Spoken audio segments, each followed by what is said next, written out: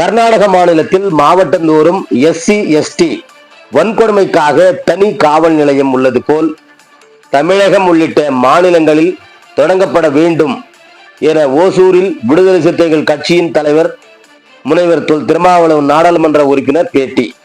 கிருஷ்ணகிரி மாவட்டம் ஓசூர் பகுதியில் விடுதலை சிறுத்தைகள் கட்சியின் நிர்வாகிகள் இல்லா திருமண நிகழ்ச்சியில் பங்கேற்க வந்த விடுதலை சிறுத்தைகள் கட்சியின் தலைவர் தொல் திருமாவளவன் நாடாளுமன்ற உறுப்பினர் அவர்கள் தனியார் ஓட்டலில் பத்திரிகையாளர்களுக்கு பேட்டியளித்தார். அப்போது கர்நாடக மாநில காங்கிரஸ் அரசு SC/ST வன்கொடுமை தடுப்பு சட்டத்தை முழுமையாக நடைமுறைப்படுத்த மாவட்டங்கள் தோறும் SC/ST வன்கொடுமைகளை விசாரிக்கும் தனி காவல் நிலையங்கள் அமைத்து செயல்பட்டு வரும் நிலையில் தமிழ்நாட்டிலும் அமைத்திட அரசை வலியுறுத்தியுள்ளோம்.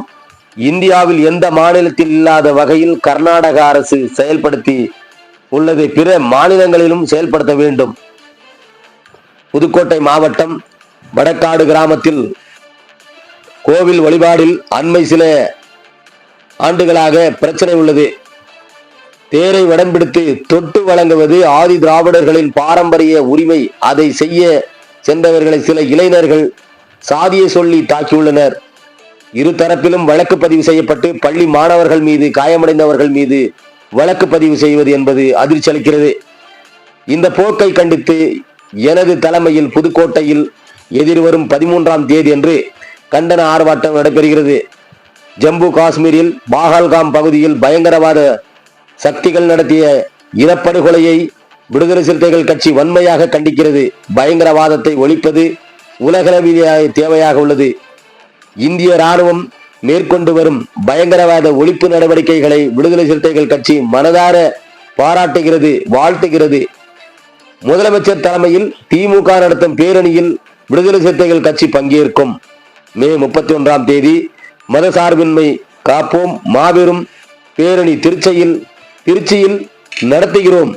மதசார்பின்மையை காக்க அவரவர் நம்பிக்கையில் ஒற்றுமையுடன் இருக்க வலியுறுத்துகிறோம் என்றார் என்பது குறிப்பிடத்தக்கது. ஓசூரில் இருந்து செய்தியாளர் செல்வமுடன் ராமச்சந்திரன். கர்நாடக மாநிலத்தில் சாதிய வன்கொடுமைகளுக்கு தனி காவல் நிலையம் அமைக்கிற முயற்சி இந்த மாநில அரசு மேற்கொண்டிருக்கு. தமிழ்நாட்டில் சமூக நீதி அப்படின்னு சொல்ற அரசு அதுக்கான முயற்சி எடுக்கலையா அப்படின்ற ஒரு கேள்வி எல்லாரும்.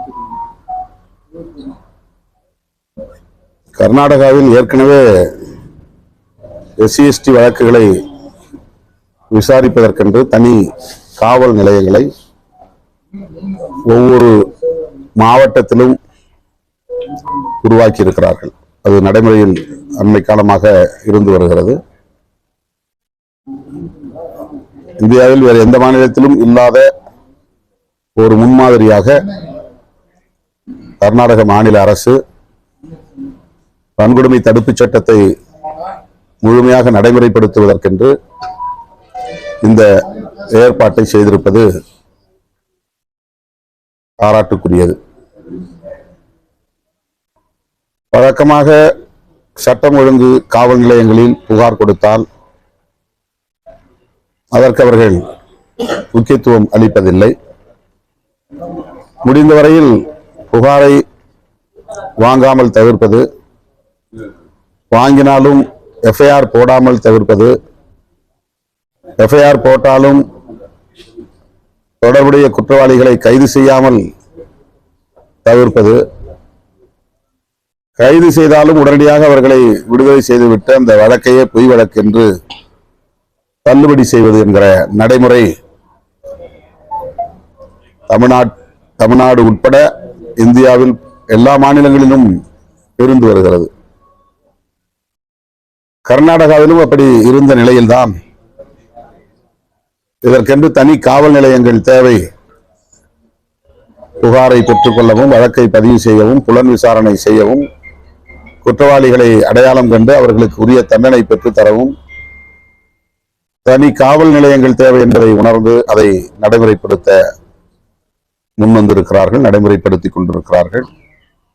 தமிழ்நாடு உட்பட பிற மாநிலங்களும் இந்த நடைமுறையை பின்பற்ற வேண்டும் என்று விடுதலை சிறுத்தைகள் கட்சி வலியுறுத்துகிறது. ஏற்கனவே இது தொடர்பாக மாநில அளவிலான விழிப்பு மற்றும் கண்காணிப்பு குழுவில் நான் சுட்டிக்காட்டியிருக்கிறேன். தமிழ்நாடு அரசின் கவனத்திற்கு மீண்டும் இதை நாங்கள் கொண்டு செல்வோம், அதை நடைமுறைப்படுத்த வலியுறுத்துவோம். புதுக்கோட்டை மாவட்டம் வடகாடு என்கிற கிராமத்தில் கோயில் வழிபாடு தொடர்பான சிக்கல் சில ஆண்டுகளாக இருந்து வருகிறது. அதனையொட்டி அண்மையிலே நடந்த தேர் திருவிழாவின் போது தேர் வடத்தை தொட்டு கொடுப்பது ஆதிதிராவிடர்களுக்கான பாரம்பரிய உரிமை. அதை செய்வதற்காக அவர்கள் உள்ளே நுழைந்த போது சில சாதியவாத சக்திகள், ஒரு சில இளைஞர்கள் அவர்களை சாதி பெயரை சொல்லி இழிவுபடுத்தி தாக்கியிருக்கிறார்கள். அதே வேளையில் ஆதிதிராவிடர் குடியிருப்புக்குள்ளும் ஒரு கும்பல் நுழைந்து அங்கே தாக்குதலில் ஈடுபட்டிருக்கிறார்கள், தீ வைப்பில் ஈடுபட்டிருக்கிறார்கள். ஆனால் இருதரப்பிலும் வழக்குகள் பதிவு செய்யப்பட்டிருக்கின்றன. பள்ளி மாணவர்கள் மீதும் வழக்கு பதிவு செய்யப்பட்டிருக்கிறது. காயமடைந்து மருத்துவமனையில் சிகிச்சை பெற்று வரும் தலித் இளைஞர்கள் மீதும் வழக்கு பதிவு செய்யப்பட்டிருப்பது அதிர்ச்சி அளிக்கிறது. இந்த போக்கை கண்டித்து வருகிற 13ஆம் தேதி மாலை 3 மணி அளவில் புதுக்கோட்டையில் எனது தலைமையில்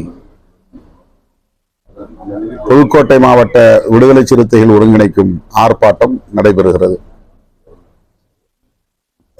பாதிக்கப்பட்ட மக்கள் மீது போடப்பட்டிருக்கிற பொய் வழக்குகளை திரும்பப் பெற வேண்டும் என்றும், கோயில் வழிபாட்டு உரிமையை நிலைநாட்ட வேண்டும் என்றும்,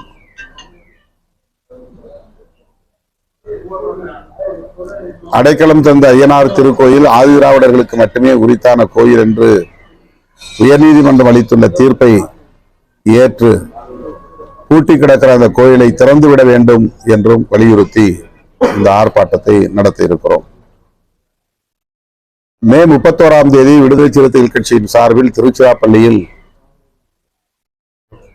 மதசார்பின்மை காப்போம் மாபெரும் மக்கள் எழுச்சி பேரணி நடத்த திட்டமிட்டுள்ளோம்.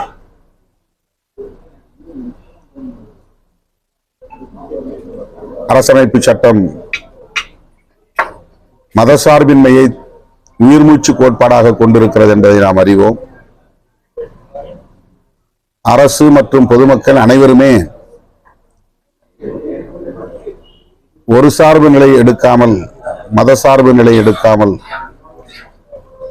அவரவர் நம்பிக்கை அவரவருக்கு என்கிற அடிப்படையில் சகோதரத்துவத்தோடு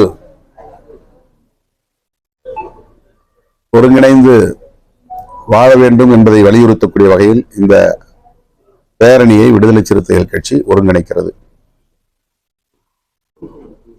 ஜம்மு காஷ்மீர் எல்லை ஓரத்தில் அவ்வப்போது வெடிக்கிற பயங்கரவாத சக்திகளின் அத்துமீறல்களை, இனப்படுகொலைகளை வன்மையாக கண்டிக்கிறோம். பகல்காம் என்கிற இடத்திலே 26 பொதுமக்களை பயங்கரவாதிகள் சுட்டு படுகொலை செய்தது வன்மையான கண்டனத்திற்குரியது. மிக வன்மையாக இந்த பயங்கரவாத போக்கை விடுதலை சிறுத்தைகள் கட்சி கண்டிக்கிறது. இந்த சூழலில் இப்போது போர் நடக்கும் சூழல், இந்த பதற்றமான சூழல் உருவாகி வருகிறது. பயங்கரவாதிகளின் முகாம்களை குறிவைத்து இந்திய ராணுவம் தாக்குதல் நடத்தி அவர்களுக்கு பதிலடி தந்திருக்கிறது. இந்திய ராணுவத்தின் இந்த நடவடிக்கையை விடுதலை சிறுத்தைகள் கட்சி வரவேற்று பாராட்டுகிறது. பயங்கரவாதத்தை அழித்தொழிப்பது உலகளாவிய தேவையாக மாறி இருக்கிறது. இந்தியாவில் மட்டுமல்ல, பயங்கரவாத இயக்கங்கள் ஆங்காங்கே தலை தூக்கி அப்பாவி பொதுமக்களுக்கு எதிரான யுத்தங்களை நடத்தி கொண்டிருக்கிறார்கள். ஆகவே பயங்கரவாதத்தை முற்றாக துடைத்தெறிய வேண்டும் என்பதிலே விடுதலை சிறுத்தைகள் கட்சி உறுதியாக இருக்கிறது. அந்த கருத்தை வரவேற்கிறது. அந்த வகையிலே இந்திய ராணுவம் மேற்கொண்டிருக்கிற பயங்கரவாதத்திற்கு எதிரான யுத்தத்தை விடுதலை சிறுத்தைகள் கட்சி வரவேற்று பாராட்டுகிறது. இந்த சூழலில் தமிழ்நாடு முதலமைச்சர் மாண்புமிகு தளபதி ஸ்டாலின் அவர்கள் ராணுவ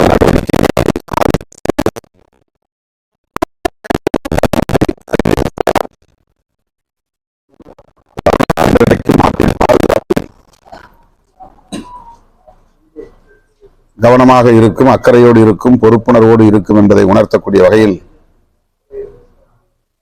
முதலமைச்சர் அவர்களின் இந்த நிலைப்பாடு வரவேற்கக்கூடியது. அந்த பேரணியில் விடுதலை சிறுத்தைகள் கட்சியின் சார்பிலும் பங்கேற்போம் என்பதை தெரிவித்துக் கொள்கிறேன். பாமகவினுடைய முழு சுற்றுலா மாநாடு வந்து நடக்குது.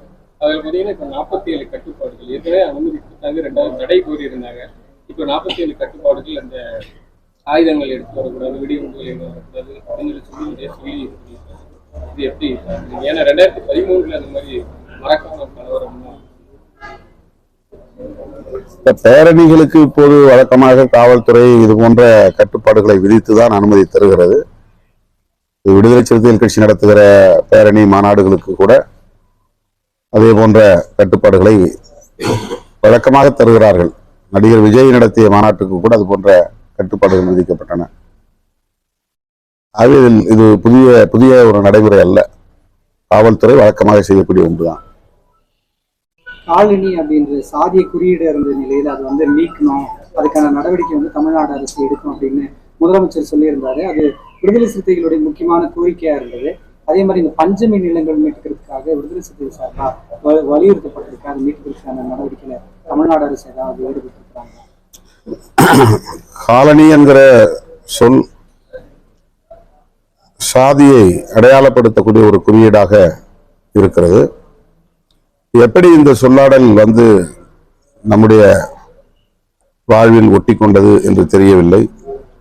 காலனி என்றால் குடியேற்ற பகுதி என்றுதான் அதற்கு பொருள்.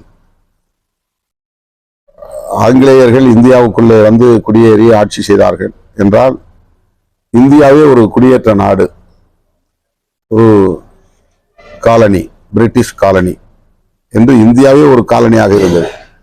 ஒட்டுமொத்தமாக இந்தியாவே ஒரு காலனி தான். ஆனால் சாதியவாதிகள் ஊர் தெரு காலனி என்று குடியிருப்பை பிரித்து இந்த மண்ணின் பூர்வீக குடிகளான ஆதிதிராவிட பொதுமக்களை அவர்கள் வசிக்கும் இடத்தை காலனி என்று அழைக்கிறார்கள். இது வேடிக்கையாக இருக்கிறது. ஆங்கிலேயர்கள் வெளியேறிய பிறகு இந்தியாவுக்கு காலனி என்கிற பெயர் காணாமல் போய்விட்டது. இந்தியாவே ஒரு காலனி நாடு, அது இப்போது காணாமல் போய்விட்டது. இந்த சூழலில் ஆதிதிராவிடர் குடியிருப்புகளுக்கு காலனி என்று அழைக்கிற நிலையை தவிர்க்க வேண்டும் என்கிற நல்லெண்ணத்தின் அடிப்படையில் விடுதலை சிறுத்தைகளும் வலியுறுத்திய நிலையில் மாண்புமிகு முதல்வர் அவர்கள் இதை அதிகாரப்பூர்வமாக இந்த சொல்லை அரசு ஆவணங்களில் பயன்படுத்தக்கூடாது, நடைமுறையிலும் பயன்படுத்தக்கூடாது என்று அறிவித்திருப்பதை விடுதலை சிறுத்தைகள் கட்சி வரவேற்று பாராட்டுகிறது. பஞ்சமி நிலம் குறித்து தொடர்ந்து நாங்கள் வலியுறுத்தி வருகிறோம். முத்தமிழறிஞர் கலைஞர் முதல்வராக இருந்த போது மறைமலை நகர் மாநாட்டிலே அவர் பங்கேற்ற போது, அவருக்கு நாங்கள் விருது வழங்கிய போது அவர் எங்கள் கோரிக்கையை ஏற்று அந்த மேடையிலேயே பஞ்சமி நிலங்களை மீட்க உரிய நடவடிக்கைகளை மேற்கொள்வோம் என்று அறிவித்தார். அதன் பிறகு திரு மருதமுத்து அவர்களின் தலைமையில் ஒரு ஆணையத்தையும் அமைத்தார். அதன் பிறகு அதிமுக ஆட்சிக்கு வந்ததும் அந்த ஆணையத்தை செயலிழக்க செய்து விட்டார்கள். ஒரு நீண்ட இடைவெளிக்கு பிறகு திராவிட முன்னேற்ற கழகம் மறுபடியும் ஆட்சிக்கு வந்திருக்கிற சூழலில் நாங்கள் ஆட்சிக்கு வந்தவுடனேயே முதல்வருக்கு தந்த கோரிக்கைகளுள் ஒன்று, முத்தமிழறிஞர் கலைஞர் அவர்களால் நியமிக்கப்பட்ட மருதமுத்து ஆணையம், பஞ்சமி நிலமீட்பு ஆணையத்தை உயிர்ப்பிக்க வேண்டும். தமிழ்நாடு முழுவதும் எங்கெங்கே பஞ்சமி நிலங்கள் இருக்கின்றன என்பதை கண்டறிந்து அவற்றை மீட்டு உரியவர்களுக்கு ஒப்படைக்க வேண்டும் என்று வலியுறுத்தி இருக்கிறோம். மறுபடியும் அரசின் கவனத்திற்கு அதை கொண்டு செல்வோம் என்பதை தெரிவித்துக் கொள்கிறேன். மாநில கட்சி அங்கீகாரம் பெற்றிருக்கிற விடுதலை சிறுத்தைகள் கட்சி சட்டமன்ற தேர்தலையும் அந்த அங்கீகாரத்தை தக்க வைக்கிறதுக்காக எத்தனை தொகுதிகளில் போட்டியிடும் அப்படின்னு எத்தனை தொகுதிகள் என்பதை பேச்சுவார்த்தை என்பதுதான் நாங்கள் இறுதி செய்ய முடியும். பொதுமக்களுடைய நன்மதிப்பை பெற்று எங்கள் அங்கீகாரத்தை பெற்றிருக்கிறோம். அதை தக்க வைத்துக் கொள்ளவும் முயற்சிக்கிறோம். அனைத்து தரப்பு மக்களும் விடுதலை சிறுத்தைகள் கட்சியை அனைவருக்குமான ஒரு கட்சி, அரசியல் இயக்கம் என்று ஏற்றுக்கொள்ளுகிற சூழல் கனிந்திருக்கிறது. எனவே வருகிற 2026 சட்டமன்ற தேர்தலிலும் பொதுமக்களின் நல்லாதரவோடு எங்கள் அங்கீகாரத்தை தக்க வைத்துக் கொள்வோம் என்ற நம்பிக்கை உள்ளது.